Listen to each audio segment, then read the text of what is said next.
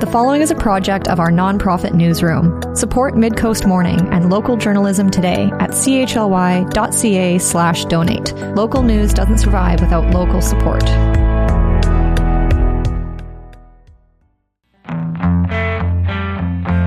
Hello and welcome to Midcoast Morning. I'm Joe Pugh. Nanaimo met its provincial housing targets this year, but it didn't add a single unit of new affordable housing. There were 875 units issued occupancy permits in the last year in Nanaimo. Just over 100 supportive housing units also came online through the Provincial HEART HEARTH program. The vast majority of new housing is rental housing, with a relatively balanced mix of units with 1, 2, and 3 or more bedrooms. The vacancy rate has risen in the past few years. It's currently estimated at 2.9%, approaching the 3% level that city staff suggest is needed to create a healthy rental market. Provincial legislation in 2023 created housing targets for municipalities. This past Monday at City Council, staff presented a report sharing Nanaimo's progress towards meeting those targets. I spoke with the author of that report. My name is Lisa Brinkman. I'm manager of community planning at the City of Nanaimo. Could you tell me maybe where in Nanaimo is this new housing coming online generally? Yeah, so the 875 units, so that's issued occupancy. So those are completed units that have been given occupancy by the building department, and they're dispersed throughout the city and many multifamily developments. And there are many rental developments as well. But no, there's a good disbursement of these new units throughout the city. So yes, on that point, a lot of new rental units, 825 according to the report. So if there are 875 new housing units, basically almost all of them are rental units? Yes, it's exactly right. And that's partly we're seeing less single family dwellings as our primary sort of new building stock. And we're seeing, usually 5-story buildings being our new kind of housing development throughout the city. And you see it visually as you're driving through. And those are purpose-built rentals, largely in the last year. So that's great news for renters, because the more rental housing units we have out there, the more, rent rates will stay stable. One of maybe what I'll call the standout points in this report is that there wasn't a single new affordable housing unit that came online. Maybe if you want to say with the exception of the HEART HEARTH units. Do we have a sense of why that is? Yeah, so below market or non-market housing is subsidized by the province and the federal government typically. So municipalities typically don't get involved in building housing, whether it be market housing or below market or non-market housing. Some municipalities do have an arm that does that, but City of Nanaimo does not. And we do have non-profit housing providers in the city that do a great job of working towards building new below market housing units, and the city does try and support them as much as possible, but they also are dependent on provincial funding and federal funding to build new below market units. So below market units require that investment from higher levels of government, and without that, we won't see that in the city. So the city is working with BC Housing on many below market developments and supportive housing developments coming up. It just so happened in this last 12-month reporting period that we didn't have occupancy permits issued for those. But certainly we have rezoning applications on stream, development permits in stream, and even building permits in stream to get us there. So in future reporting periods, we should see more below market housing units coming.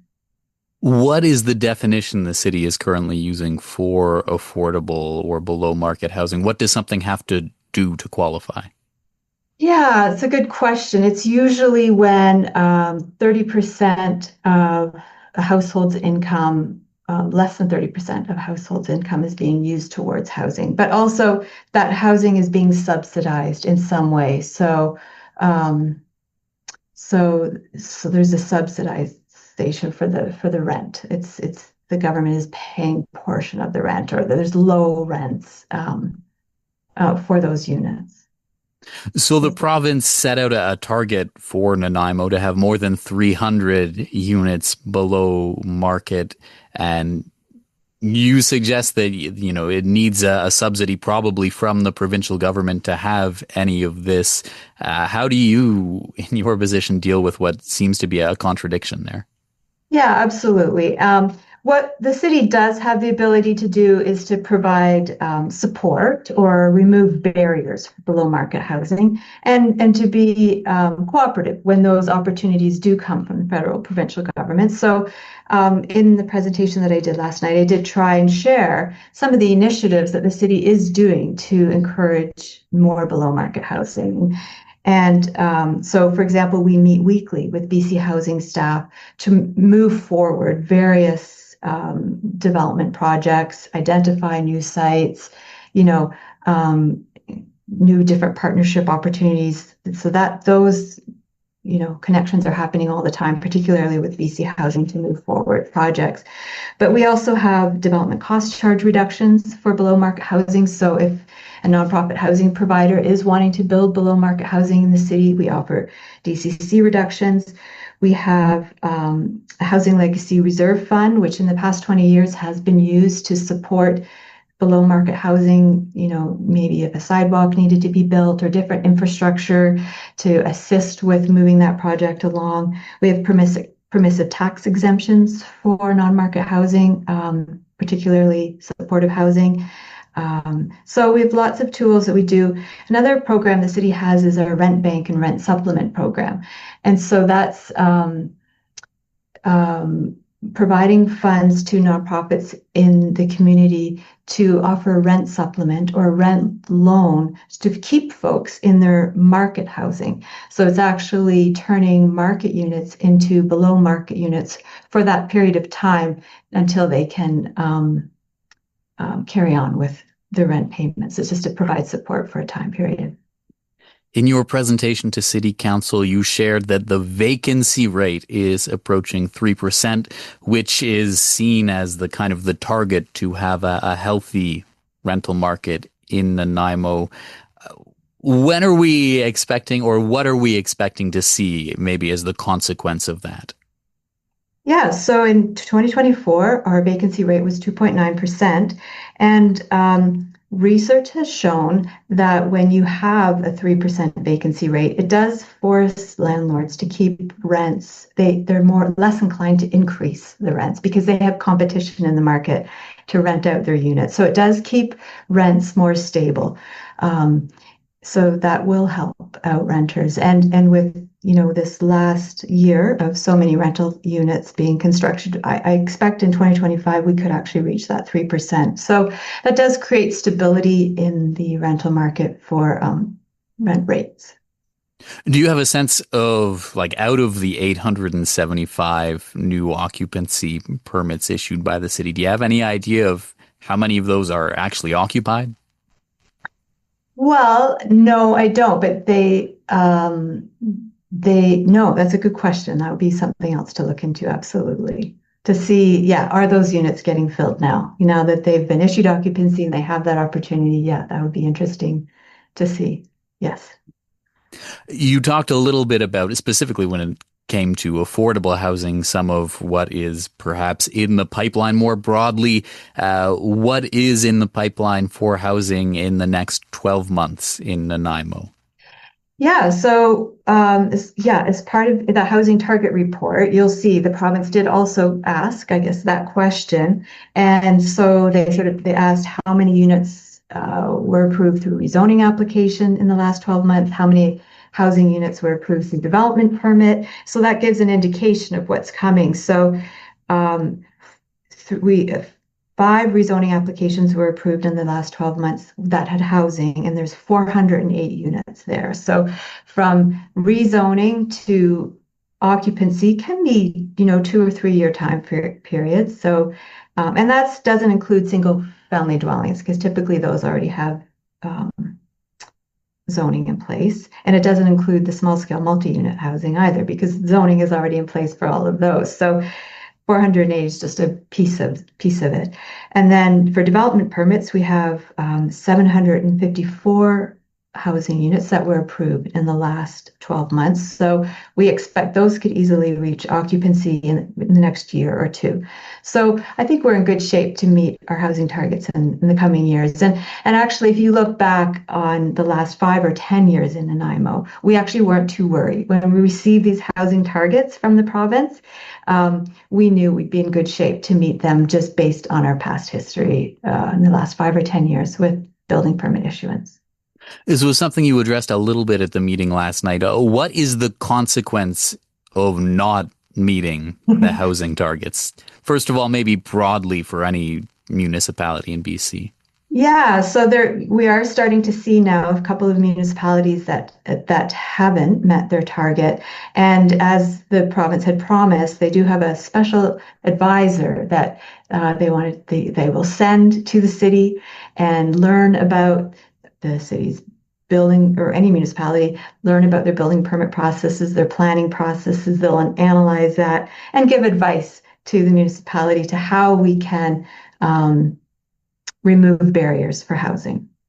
And whether it be through zoning or the official community plan or the building permit process. So I think there are a few municipalities in BC who are experiencing that right now. I'm not sure of the success of it, but that is the outcome if a municipality doesn't meet their target. Now, in our situation we surpassed the target for overall number of new units of housing, but there were some of these sub-targets, if you will, affordable housing, number of one bedrooms that we didn't meet. Is there any kind of consequence to that? No, those sub-targets are actually guideline targets. And I think that my understanding is the province is just interested in that main target, the what was it, 783 units. That's the main one they wanted us to achieve. Those are the municipalities that aren't meeting that main target.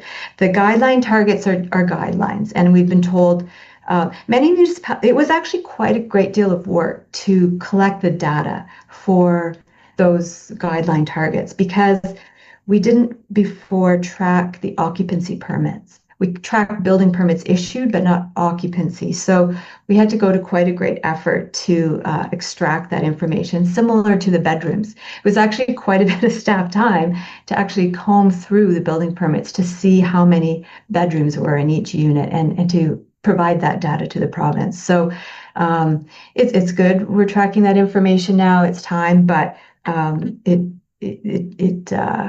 yeah. Beyond being able to give it to the province and, beyond being able to share it with me right now today, like what else can we do with that data now that we're tracking it? Yeah, so particularly the bedroom mix in particular was something we have been looking at the past few years because we do have direction from council to look at ensuring we have affordable family-friendly units. So we have been looking at ways to ensure, first of all, do we have enough? And the thing with the family-friendly units, we actually do have enough family-friendly units. It's just they're not affordable because they're often in single-family dwellings, right, that are now beyond the price range for many. So we've been looking at, particularly with the new zoning bylaw, when there's a larger development, we can require a certain bedroom mix in that housing development. So been determining if that's something we should be doing. And there is a zoning bylaw review, an update in process. So we may have an opportunity to do that. And we'll see if that's something we want to recommend. Midcoast Morning is part of our nonprofit newsroom project, supported by listeners like you. Keep this program on the air by funding it today with a monthly sustaining donation at chly.ca/donate. We've got tote bags and shirts if you need an incentive. Nanaimo added 875 units of market housing last year and a further 100 or so units of new supportive housing. But it added 0 units of new affordable housing. At a city council meeting on Monday night, Councillor Ben Gesselbracht asked Lisa Brinkman, manager of community planning with the City of Nanaimo, if not meeting targets for affordable housing has been a trend over the last few years. is this year not meeting the non-market housing target? Is it similar to preceding years, like the last 5, 6, 7 years, where we've been doing a housing needs report that we have not met the non-market housing targets? Thank you. You're correct. Yes. And when we have done the housing needs report 2023 and 2024, it's true that the non-market housing or below market housing, those both terms are used similarly, there is a shortage. There is a need for more.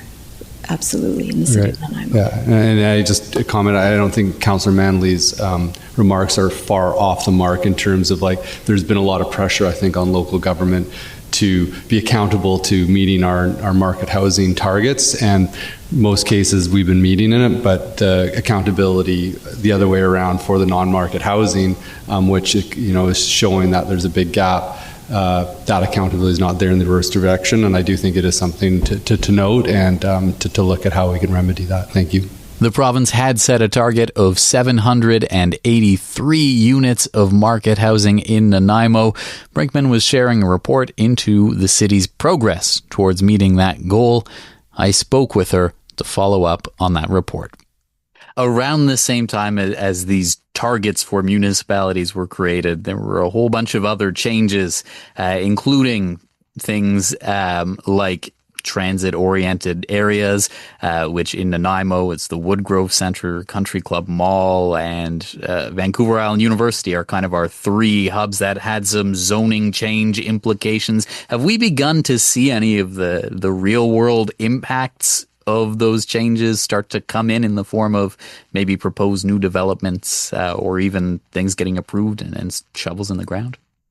Yeah, so for the transit-oriented areas, those are already urban centers and city plans. So that the provincial requirement for the transit-oriented area wasn't a big change in policy for the city.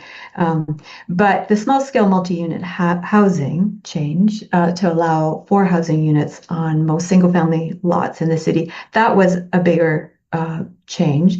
And it's my understanding we've had about 26 building permit applications in the past 12 months or so for the small scale multi-unit housing. So that's probably about what we expected. It's maybe even some ways more than we expected. And they probably aren't at occupancy yet. So, but maybe getting there at various stages of getting there. And we may see more in the years to come as landowners or developers start to learn how to make the financial economics work for the small-scale multi-unit housing. But in the past year, we've had about 26 applications. And it was suggested in the report that the city hasn't, in the last year that this report was focused on, didn't reject any applications for development or rezoning. No, that's right. I think, and part of the reason for that is the city staff work really hard with an applicant. We have pre-application meetings and we work hard with the developer to try and get the development in a place that it does meet city plan policy and does meet the zoning bylaw. So a lot of meetings happen with our engineering department and planners and the developer's architect and landscape architect, and there's work done to get the proposal to a place where it does meet policy, so that when it does get to council, it is something worthy of considering approval. So. And the incentives you talked about earlier, things like savings on development cost charges or permissive tax exemptions. Is there ever a point where there will be enough incentives on the city's end to make a developer who's out there say that it makes more sense to create some kind of, or to propose some kind of affordable housing than just market housing? No, I'm sure market housing will always be of more benefit. But one thing, so one of the tools the province introduced in the past year was inclusionary zoning. So, and that's something the city is exploring, and municipalities in the Lower Mainland in particular are using it. And that is when you have a larger development, we have now the ability to ask for non-market housing to be built as part of it. So a certain percentage or a certain number of units. So say, but this would probably only work in a larger development. 50 or 100 units, and maybe we want, I don't know, 10 to be non-market, and that in that way building our portfolio of below market housing. So the city is working with consultants to do financial feasibility analysis to see if that market is there in Nanaimo, to introduce that in Nanaimo. That's one way. Another way, what's already in our zoning bylaw, is we have a density bonus. So a developer has a certain number of units or density allowed under the zoning, but if they build below market or non-market units, they can have more density. We haven't had a lot of pickup on that, so we're also doing a financial feasibility analysis of that at the same time to kind of revise that scheme to see if we, on a voluntary basis, we can get developers to build more non-market units within market developments. So there's various tools being used in the Lower Mainland and other places that we're seeing if the City of Nanaimo is ready to in order different ways to build our non-market housing stock. So we're still in an exploratory phase of something like a policy requiring developments over a certain size to have, say, 10% non-market units or something. Exactly. We're exploring it. It's called inclusionary zoning, and we're just exploring that. And at the same time, exploring improving our density bonus scheme. Is there any, maybe a timeline on when some of those things might come up for consideration? Yeah, so it is all part of our zoning bylaw review update project. We're looking at stakeholder engagement being in January and February 2026. So, and hopefully maybe a report to council, to the October Governance and Priorities Committee with an update on that project. And then following that, potentially engagement in January, February of next year. So the work is underway in the background to get us to a place where we can present something to council in October and then for engagement. And with the city adding about 850 units of new housing, what's the situation in terms of our infrastructure's ability to accommodate that kind of growth? No, absolutely. That's an excellent question and very relevant. And it's for that reason that the city is also reviewing the development cost charges, because they are low right now. And we have a lot of infrastructure that needs to be improved and installed in order to meet all of our water and sewer needs for the future. So there will be engagement for the new development cost charge bylaw in the fall of this year. And the goal, of course, is to be able to service all our new housing in the future. Now, we've reported on that a little bit here at CHLY. The process was just getting started earlier this year. And when it comes to something like development cost charges, even the name sounds pretty jargony. It's obvious that I'm going to want to go and contribute my opinion on that if I'm a developer and I'm working in the industry. If I'm on the other side of that, if I'm just someone who lives in Nanaimo and is maybe like curious about the future of my community, how can I break through the jargon or like meaningfully contribute to, a review of development cost charges?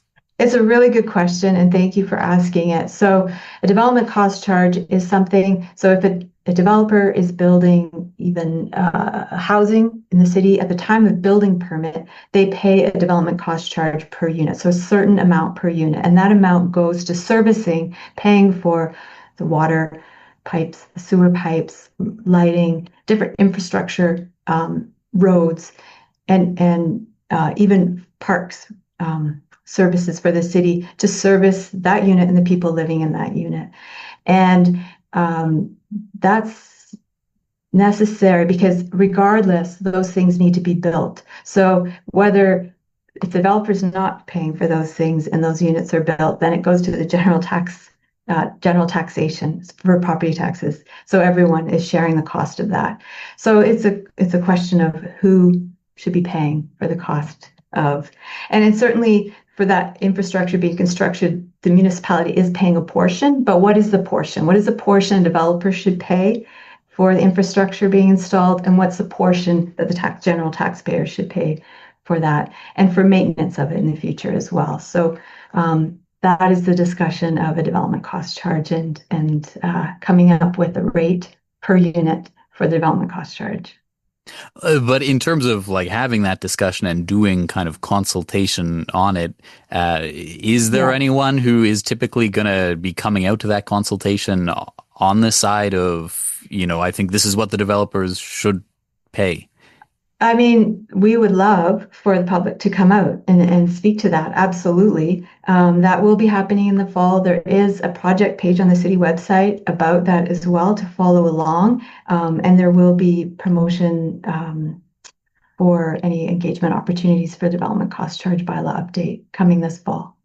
So you've had to do this reporting to the province. As a result, you can tell us that in Nanaimo, we added 875 new units of housing, plus these 100 Heart and Hearth shelter units.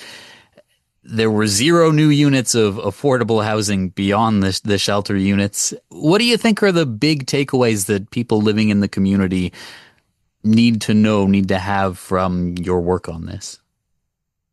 I think that the city is really focused on, a lot of in community planning, our focus really is on housing, removing barriers for housing, finding ways to make housing accessible and equitable for all income brackets and the different needs groups that are out there as well.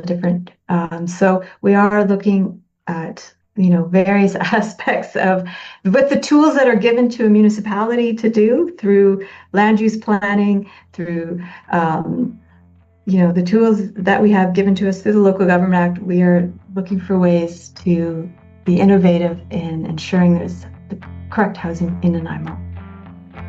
Lisa Brinkman, thank you so much for taking the time. Okay, you're welcome. Lisa Brinkman is Manager of Community Planning with the City of Nanaimo. That's our show for the day. Thank you for joining me. I'm Joe Pugh, host and producer of Midcoast Morning. Jesse Woodward is our executive producer, and RB Frew is our technical advisor. You can sign up for CHLY's newsletter at chly.ca/subscribe for updates from our nonprofit newsroom and more. Our theme song is First One by local Nanaimo band Waste Management. If you have a story you'd like us to cover, email us at news@chly.ca. That's all for now. I'll talk to you on another Midcoast Morning. Midcoast Morning would not be possible without the funding of the Community Radio Fund of Canada's Radio Meters program and generous listeners like you.